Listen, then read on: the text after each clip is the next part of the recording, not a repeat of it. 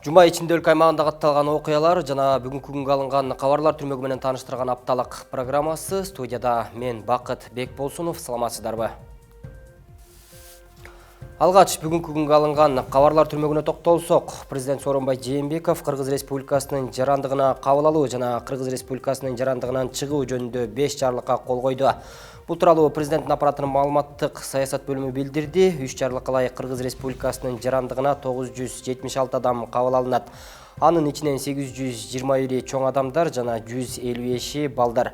Алардын көпчүлүгү тарыхый мекенине кайтып келген этникалык кыргыздар. 2 жарлыкка ылайык 929 адам, анын ичинен 722си чоң адамдар жана 207си балдар. Кыргыз Республикасынын жарандыгынан чыгарылат. Бардыгы 1905 адам кайрылышкан, 1543 чоң адамдар жана 362си балдар. Бишкек шаарынын 1-май райондук сотунда бүгүн 15 ноябрь күнү Сверлов райондук сотунун мурдагы судьясы Эльвира Жаркееванын иши боюнча отурум өтүүдө. Отурумдун жүрүшүндө айыпталуучулардын баш коргоо чарасын өзгөртүү боюнча маселе көтөрүлгөн.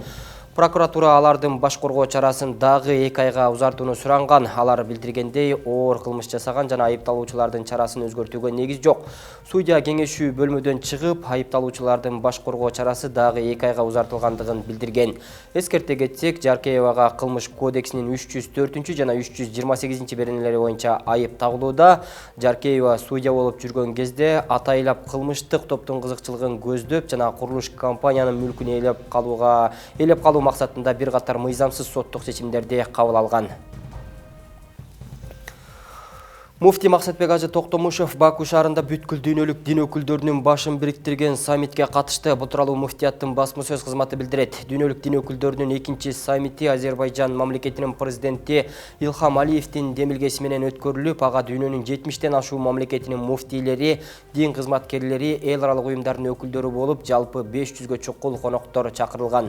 Иш-чаранын жүрүшүндө диндер аралык кызматташтыкты мындырардагы жандантып, терроризм жана экстремизм менен күрөшүү, аялдардын жана балдардын укугун коргоо боюнча маселелер каралып, саммиттин жыйынтыгында атайын декларация кабыл алынды. Үстүбүздөгү жылдын 9 айында 65 миңден ашуун жаран юридикалык жардам сурап кайрылган. Бул тууралуу кабар маалымат агенттигинде өткөн маалымат жыйында мамлекет кепилденген юридикалык жардамды координациялоо боюнча борборунун директору Акжол Калбеков билдирди. Анын айтуусунда жарандар негизинен мураскорлук, жер маселеси жана үй-бүлөлүк укуктарга байланышкан маселелер боюнча кайрылышкан.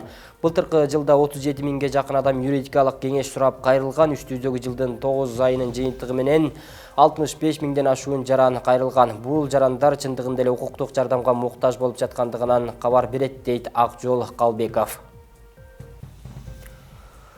Шаңга бөлөнгөн шаттык элдик үлгүлүү бий ансамбли 13 ноябрда 25 жылдыгын Токтогул Сатылганов атындагы улуттук филармонияда белгиледи. Иш-чара ата-энелер, маданият өкүлдөрүнүн катышуусунда өтүп, Кыргыз Республикасынын президентинин кеңешчиси Султан Раев өлкө башчысынын куттуктоосун окуп, бул хореография жамаатына талыбаган эмгегин арнаган бий чеберлерин президенттин энчилүү сааты менен сыйлады.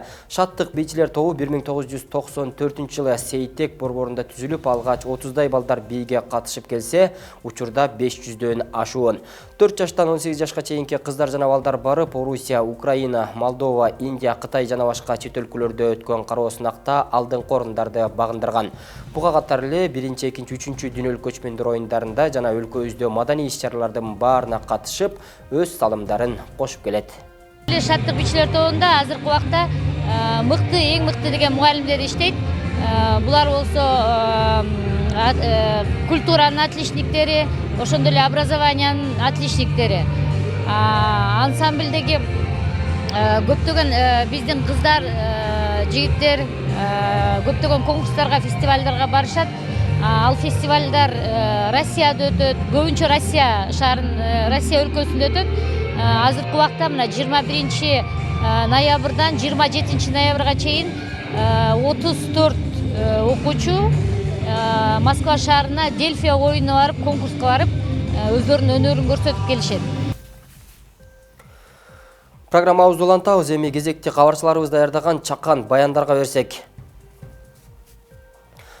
Кыргыз киносунун кереметин, кыргыз сүрөт өнөрүнүн ийгиликтерин Сүймөнкул Чокморовдун тагдырынан бөлүп кароого болбойт деп баса белгиледи Кыргыз Республикасынын президенти Сооронбай Жээнбеков бүгүн 15 ноябрда Токтогул Сатылганов атындагы Кыргыз улуттук филармониясында өткөн залкар сүрөткер Сүймөнкул Чокморовдун 80 жылдык мааракесине арналган салтанаттуу иш-чарада. Буга катар эле президент Сүймөнкул агабыздын анча айтылбай келген инсандык асыл касиеттерин бүгүнкү эскерүү күнү өзгөчө белгилеп кетүү орундуу болот деди. Темага кененирээк кабарчыбыз токтолот. Кайталангыс таланты менен жалпы кыргыз элинин дүйнөгө таанытып, кыргыз өңү Сүймөнкулдун өңүндөй деген ысымды алып келген адамдык асыл сапаттары, күчтүү эрки, акылы, жигиттик мүнөзү менен айырмаланган Сүймөнкул Чокморов көзү тирүү болгондо быйыл 80 жашка толмок. Бүгүн 15 ноябрда Токтогул Сатылганов атындагы Кыргыз улуттук филармониясында Сүймөнкул Чокморовдун 80 жылдык мааракесине арналган салтанаттуу иш-чара болуп өттү. Эскерүү иш-чарасы Чокморовдун диалогу менен башталып, улуу манасчы Саякбай Каралаев менен баарлашуусу жана кинорежиссер Болот Шамшиевдин Караш окуясы, Жамиля Уркуя аттуу тасмаларынан үзүндүлөр сахналаштырылып коюлду. Сиздин манас жериңизди тартканыңыз жакшы белем. Аталган иш-чаранын расмий бөлүгүн Кыргыз Республикасынын маданият, маалымат жана туризм министри Азамат Жаманкулов ачты.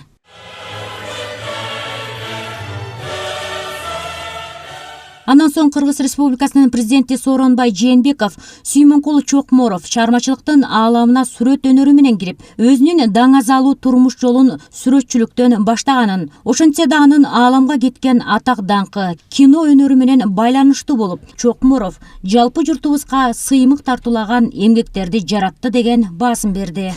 Тартылган фильмдеринде мыкты образга жаратпастан элибиздин чыныгы улуттук жүзүн, улуттук мүнөзүн, улуттук айкөлдүгү менен каармандыгын көрсөттү. Кыргыз өнү Чокморовдун өнүндөй болуп дүйнөгө тарады. Ал кыргыздын руханий символуна айланды. Элибиздин нукура сүймөнчүгү болду. Атактуу актер, сүрөтчү Сүймөнкул Чокморов 1939 жылы 9 ноябрда Чүй облусуна караштуу Аламүдүн районунун Чоң Таш айылында туулган. Үй бүлөдө 7 бүр тууган болгон. Ал кенжеси болгондуктан эрке жана эң сүймөнчүгүбүз эле деп эскерет агасы. Айылдын жалаң бир туугандардын эркеси эмес, айылдын эркеси болчу. Өзү тамаша көй, сөзбөр, анан мындай көп сүйлөгөн жеңелерин, агаларын, элди журтун баарын туурап, эл күлдүрүп атчы.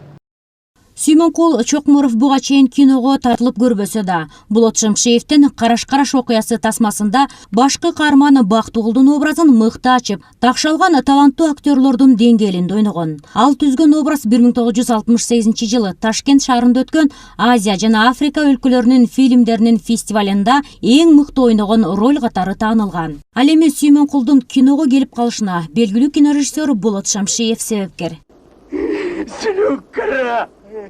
Чокморовка жок болчу. Анан изде баштады. Художественный училище болчу. Ошол жактан дарбазадан бир узун бойлуу жигит чуркап чыгып, ай боке, мени Шамшиев менен тааныштырчы, мага ушул киши керек деп. Мен карап эле калдым. 1 метр 85 сантиметр, дагысы ушундай, кенен ушундай. Бети, жылдыздуу, Саякбайдын сүрөттөрү керек. Болтур эртең киностудияга келсең, мен берем сага. Келбесең бербейм деп койдум. Эртеси күнү Сүймөнкул келип, анан сүйлөшө баштадым. Анан айтсам, давай сени киного тартайын ушу. Бактыгулдун ролуна. Жок, болбойт. Анан кийин аны менен жарым жыл иштедим. 7-ок фильминде Максумовдун образын аткарып, басмачылар менен кармашкан эпизоддор болгондуктан сууга ат үстүндө жыгылып, кези келгенде секирип, баарын өзү дублерсуз аткарган. Ат үстүндө эң мыкты жүрө билиши, экранда ишенимдүү мүнөзүн ачыктаган.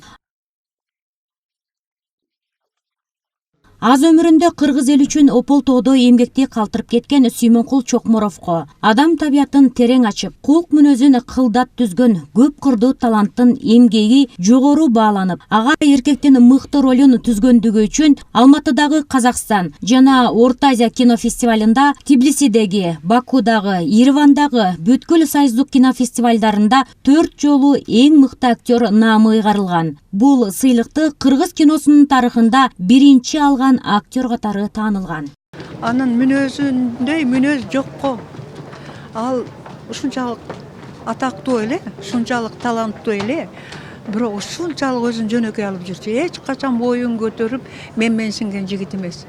Актер өмүрүнүн акырына чейин оорусу менен алышкан. Кан тамырларына 56 жолу операция жасатып, акыры дартты Сүймөнкул Чокморовду 53 жашында алып тынган. Сүймөнкул Чокморов тууралуу пикирлеши Чыңгыз Айтматов. Кош канат таланты, сүрөтчүлүгү менен киноактерлугу жалаң гана кыргыз искусствосуна эмес, жалпы дүйнөлүк маданиятка таандык деп айткан. Ансыңарындай сүрөтчүлүк менен актерлук кесипти бирдей алып жүргөн Чокморов кийинки муунга кыл калеми менен жаралган 400дөн ашык чыгармаларын таштап кетти. Учурда 70ден ашыгы кыргыз көркөм маданиятынын алтын фондусунда сакталууда. Анын тарткан 27 полотносу дүйнөнүн атактуу музейлеринде илинип турат. Анын образы кыргыздын жүзү катары таанылса, ал эми өзү ар бир актердун кумири катары кала бермекчи. Ат кыйрыгын тийишип калабыз деп ойлодум эле, бирок кечириңиз. Иш чаранын соңунда Сүймөнкул Чокморовго арналган Атайы чакан концерт тартууланып, жана кинодогу ролдору сахналаштырып көрсөтүлдү.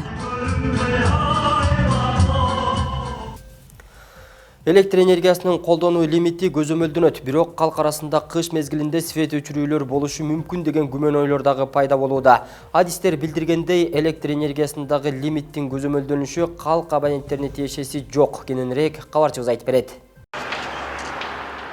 Өкмөт көз-кыш мезгилинде электр энергиясын көзөмөлдөө боюнча токтом кабыл алды. Тиешелүү токтомго өкмөт башчы ушул жылдын 14-октябрында кол койгон. Токтом 10 күндөн кийин күчүнө кирип, электр энергиясын көзөмөлдөө облустук администрацияларга, Бишкек жана Ош мэрияларына жүктөлгөн. Токтомдогу лимитти көзөмөлгө алуу деген сөз коомчулук арасында түрдүү ойлорду жаратып, кышында свет өчүрүлүшү мүмкүн деген күмөндөргө барып жатышат. Ош электр ачык акционердик коомунан билдиришкендей, электр энергиясындагы лимиттин көзөмөлдөнүшү калк абоненттерине тиешеси жок. Бүгүнкү күндө бул лимит боюнча элге тиешеси жок. Бул именно мекеме ишканаларга берилет, бюджеттин ишканаларга. Мектеп, садик, бала бакча булар ушул электр энергияны сарамжалдуу колдонуш үчүн бизден Минфинден бөлүнүп берилет ушул лимиттер. Бизде ал жерде эч кандай коркунуч туудурбайт. Эгерде лимиттен ашып кеткен болсо, аны бул жерде просто акчасы эле көп иштеп кеткен байланыштуу ошолор көзөмөлдөш керек. Андай нерсе бизде болбойт. Ош шаардык мэриясы өз карамагындагы бюджеттик мекемелерге көзөмөл жүргүзүп, түшүндүрүү иштерин жүргүзүп башташты. 2019 жылы Ош шаарына 942,7 миллион киловатт саат лимит берилген. 9 айдын жыйынтыгы боюнча биз 640 миллион киловатт саат лимит болгон болсо, биз 619,6 миллион иштетип, 9 айдын жыйынтыгы боюнча 20,4 миллион киловатт саат үнөмдөп келатабыз. Дайым эле катарынан үнөмдөө болуп кете бербейт. Мындай өткөрүл мезгилде азыр эми күн суук болуп атат, жылуулук берилекпиз. Ушундай күндөрү бизде күнүмдүк нормадан лимиттен ашкан күндөр болот. Бирок биз айдын жыйынтыгы менен аны лимитке жеткирип алабыз. Ош шаардык мэриясынын карамагындагы шаардык билим берүү башкармалыгынын лимит боюнча кабары бар. Шаардык билим берүү башкармалыгына караштуу 40 бала бакча, 53 мектепке бөлүнгөн лимит өз ордунда пайдаланып келүүдө. Биз дагы үнөмдөйбүз сөзсүз турда. Себеби бул мамлекеттин акчасы, эми айына где-то общий 4 миллион 800 киловатт каралат бизге жылына. Ошол акча ошол чакканда ошол киловаттка чыгат. Анан ар ай сайын где-то 400 киловаттан жагабыз биз. Ол деген где-то миллион сом тегерегинде иштетилет. Анан 1 киловаттына 2 сом 54 тыйындан төлөйбүз. 9 айдын жыйынтыгы боюнча биз азыр 2 миллион экономдоп жүрөбүз, үнөмдөп атабыз. 2 миллион сом мамлекетке үнөмдөп келип атабыз да. Планды ашырган жокпуз, мындай үнөмдөп аткарып атабыз 2 миллион сомго. Өкмөттүн белгилешинде электр энергиясын пайдаланууда жыл сайын лимит коюлат. Быйылкы жылы болсо лимиттин аткарылышы көзөмөлгө алынат. Ушул күнгө карата Токтогул суу сактагычында суунун көлөмү 17 миллиард метр кубтан ашат. Бул өткөн жылдын ушул мезгилине салыштырмалуу 1 миллиард 830 метр кубка аз дегенди түшүндүрөт. Гүлжан Ажыматова, Бектур Калыбек уулу, Ош шаары. Нукура таланттары менен чоң абройго ээ болгон Рыскулов атындагы Нарын облустук академиялык драма театры 12 ноябрда 80 жылдык мааракесин белгиледи. Театр 1937 жылы Колхоз совхоз театры деген аталышта түзүлгөн. Чоңдугу боюнча республикада 2-орунда турат. Учурунда 200 өнөр адамдары эмгектенип келсе, азыр 110 киши иштеп келет. Аймактагы маданият үйүндөгү салтанатты кабарчыбыз Зинаида Алмазбекова айтып берет. 12 ноябрда Нарын облусундагы Муратбек Рыскулов атындагы Нарын академиялык драма театрынын 80 жылдык мааракеси өттү. Бул аземге Маданият, маалымат жана туризм министринин орун басары Кайрат Иманалиев, театрда көп жылдан бери иштеп кеткен өнөр адамдары, Борбордогу театрдын директорлору, облустун аймагындагы жергиликтүү бийлик өкүлдөрү жана көрүүчүлөр катышып, атай ардак грамоталар жана белектер тапшырылды. Тарыхына кайрыла турган болсок, Муратбек Рыскулов атындагы Нарын академиялык драма театры 1937 жылы Нарында колхоз совхоз театры деген аталышта түзүлүп, 1939 жылы Нарын менен Жумгал колхоз совхоз театрларын бириктирип, Тяншань музыкалуу драма театры түзүлгөн. Театрдын башкы режиссеру болуп Кыргыз СССРнин болочоктогу эл артисти, драматург жана режиссер Абдыашим Көбөгөнов дайындалып, театр алгачкы көшөгөсүн Жомарт Бөкөнбаевдин Токтогул драмасы менен ачкан. Элден корко турган токтогул эмес. Катаал климат делген Нарын жергесинде жаш, таланттуу актерлорду театрга тартуу үчүн кандай иштерди алып барып жатканын билүү үчүн театрдын жетекчисин кепке тарттык. Көп облустардан жаштар барып, 1-2 ай иштегенден таштап кетип атат. Анткени жашай турган жери жок биринчиден. Квартплатасын төлөйүнүз, айлыгы жетпейт, айлыгы 5000-6000 сом. Квартплатаны кантип төлөйт? Анан мен мына жаштар менен толуктадым. Эптеп мына театрдын ичинен комнаталарды бөлүштүрүп, ошолордун ичине бир жакшынакай шартын түзүп, ошол жерде жаштарды кармап атат. Ошол театрдын ичинде жашашат байкуштар. Ошол жерде эмгектенип атышат. Буларга эмне? Эң негизгиси жанагындай чоң ролдор берилип, чыгармачылык гүлдөп турса, булар байкуш бардыгына кайылда, ачка калса деле. Ал эми Маданият, маалымат жана туризм министринин орун басары Кайрат Иманалиев 2000-жылдары Курманжан датка спектаклин даярдоо үчүн барып, Нарын облусун биринчи ирет көргөнүн, Теңир Тоо театры нукралуу таланттары менен чоң абройго ээ болгон деген басын берип өттү.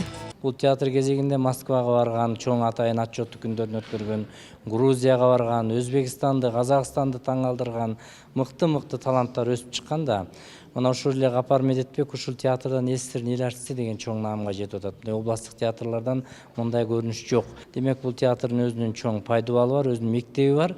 Айырмачылыгы бул жерде нукура таланттар иштешкен. Нарын драма театрына өмүрүн, чыгармачылыгын арнаган белгилүү СССРдин эл артисти, Совет жана Кыргыз кино актёру Муратбек Рыскуловдун ысмы дал ушул Нарын театрына айгарылган. Ал Кыргыз Республикасынын эл баатыры Сабира Күмүшалиева менен баш кошуп 38 жыл өмүр кечирген. Кызы Нуржамал Рыскулова атасынын жерине келгенде өз үйүнө келгендей сезимдер болуп, ата-энесин эскерип жашып алды.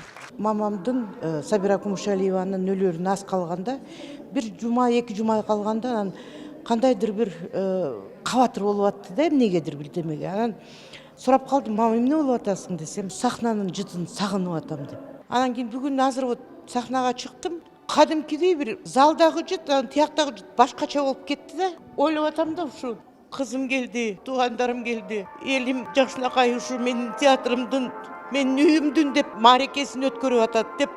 Ушу арбагы менен бизди баарыбызга арбагы ушу ыраазы болуп атат деп ойлоп атам да. Бул театрда не деген таланттар тарбияланып чыкпады. Алардын ичинде Кыргыз Республикасынын эмгек сиңирген артисти Бермет Өмүрова да бар. Ал чыгармачылык жолдо жүргөнүнө 53 жылдын жүзү болду. Канчалык кыйынчылык күндө да ушул театрды таштап кетпей, үзүрлүү эмгектенип келгенин жана 79 жашка таяп калса да, жаштардан кем калбай берилген ролун майын чыгара аткарып келет. Театрга мен келген жылы 40 жыл болчу. Мынакей.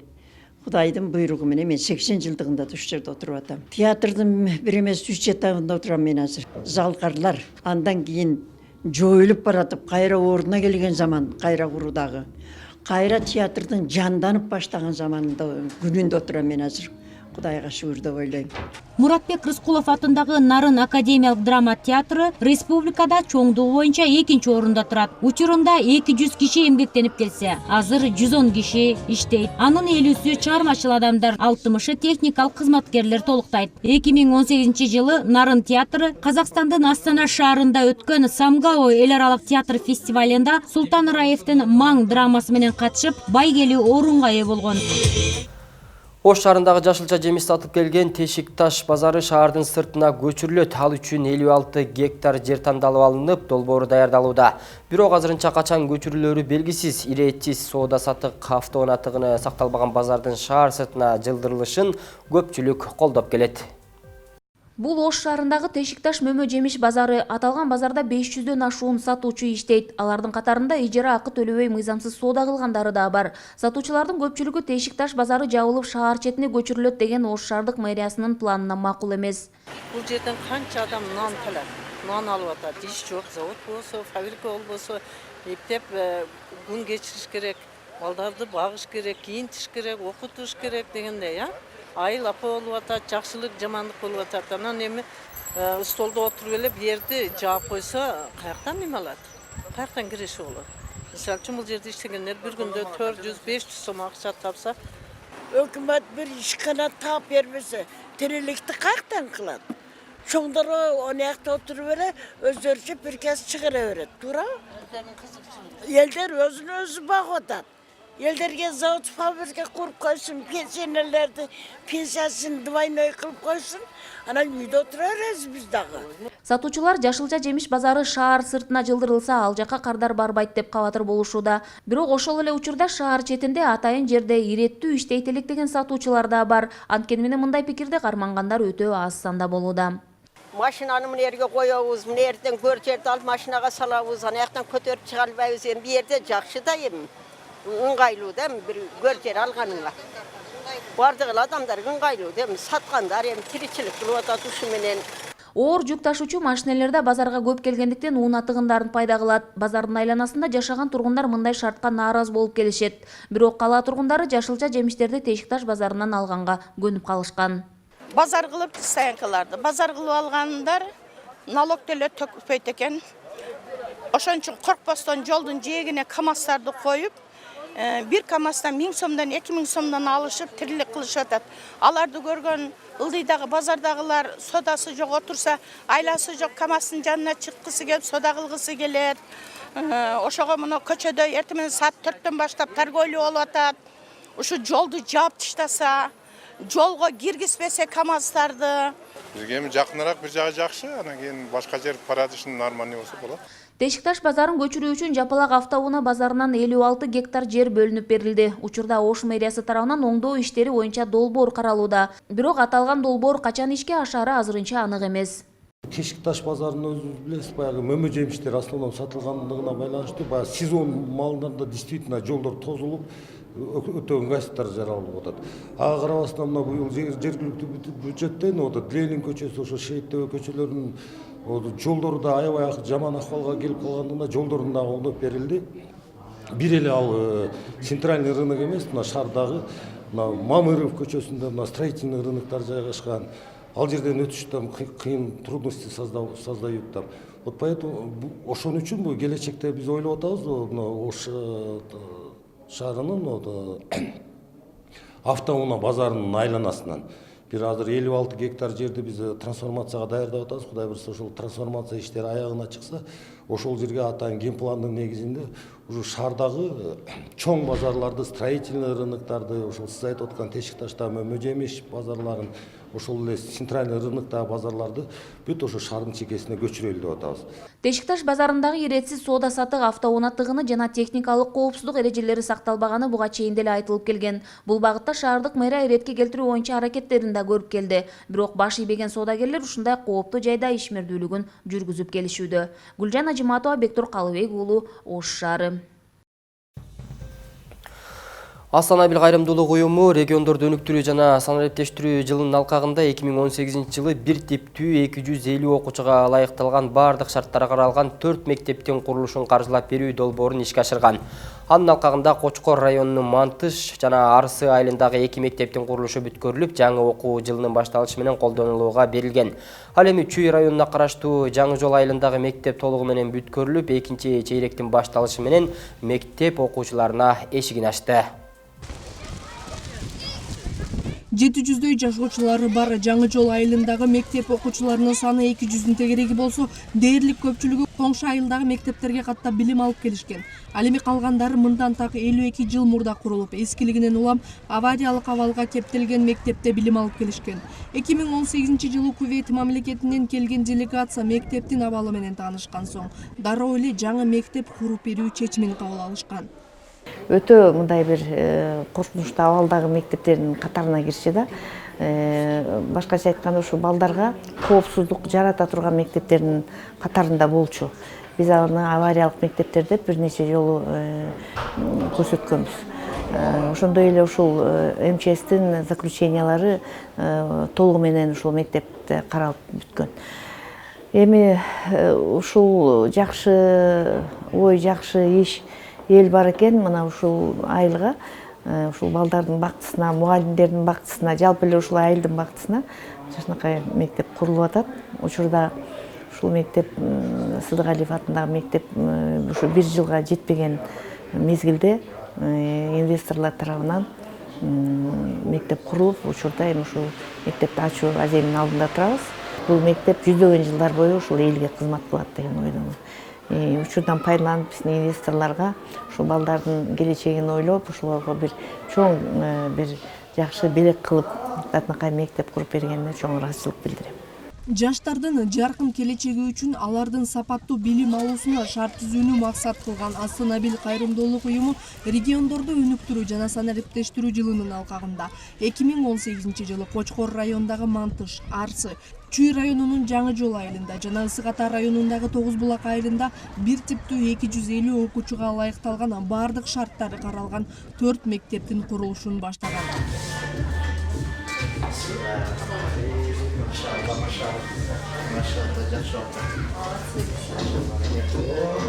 Мектеп 10 класстан турат жана ар бир кабинет өз тематикасына жараша жасалгаланган. Андан тышкары ашканасы жана жылуу суусу бар дааратканалар орнотулган.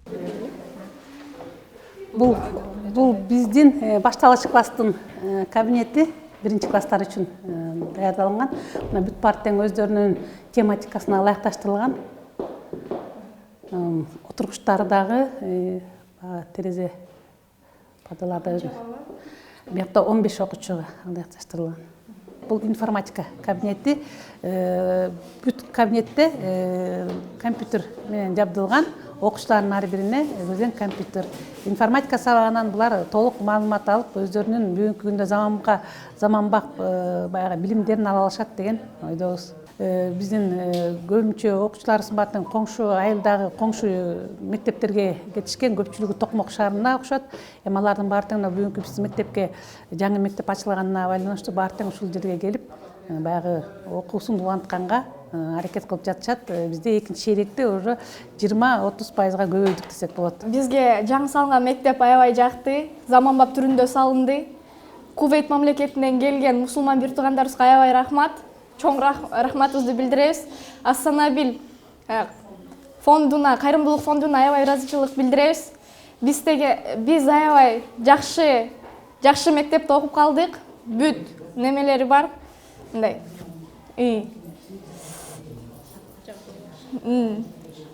Бүт шарты бар. Жакшы шарттар менен ашканасы, информатика кабинети, физика кабинети болгон кабинеттер өз орду менен салынып берди. Биз буга аябай ыраазы билдиребиз. Ыраазычылык билдиребиз. Ош облусунун алыскы тоолуу Чоңалай районунда Абердин Ангус породасындагы букаларды көбөйтүп башташкан. 100 000 сомдон тарта 120 000 сомго чейин бааланган букалардан 265 баш музоо алынды. Өзгөчө породадагы мал жандыктарды көбөйтүүнүн ыкмалары тууралуу кийинки материалда сөз болот.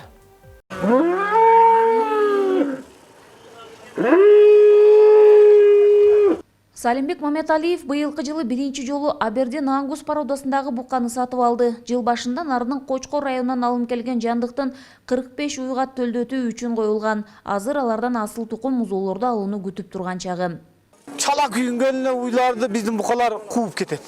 Булар качан жетип бүткөндө гана кубат экен, көп жүгүрбөйт экен, кууп уйду сап кылбайт экен.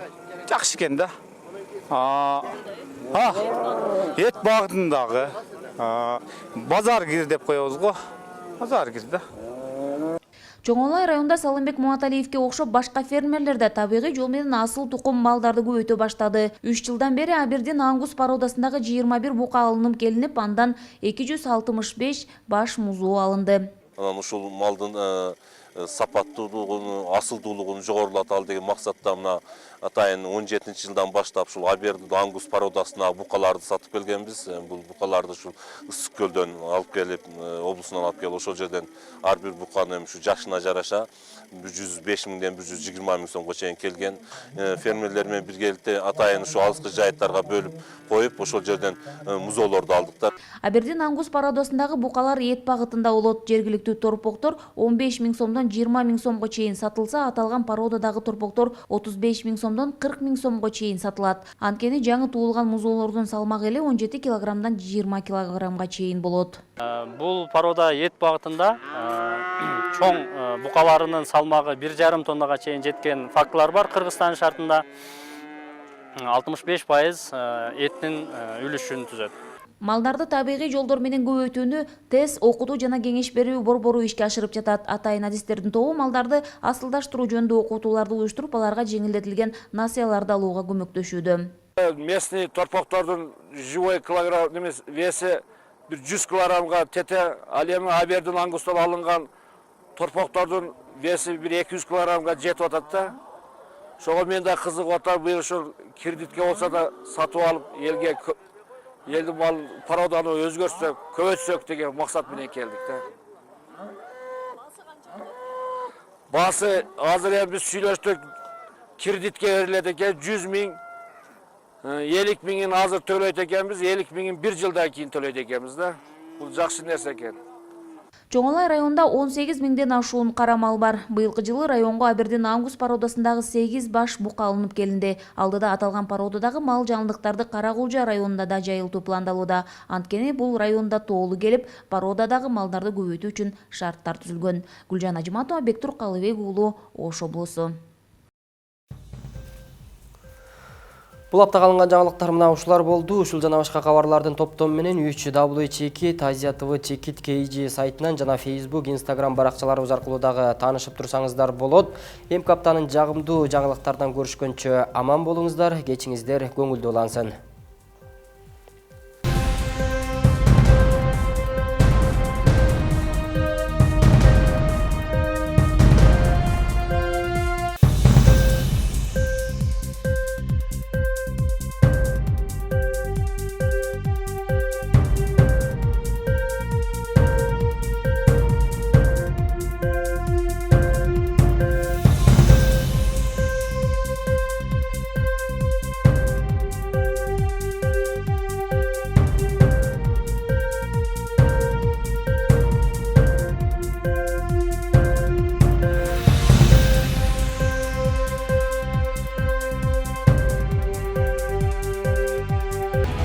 Бакай Банк.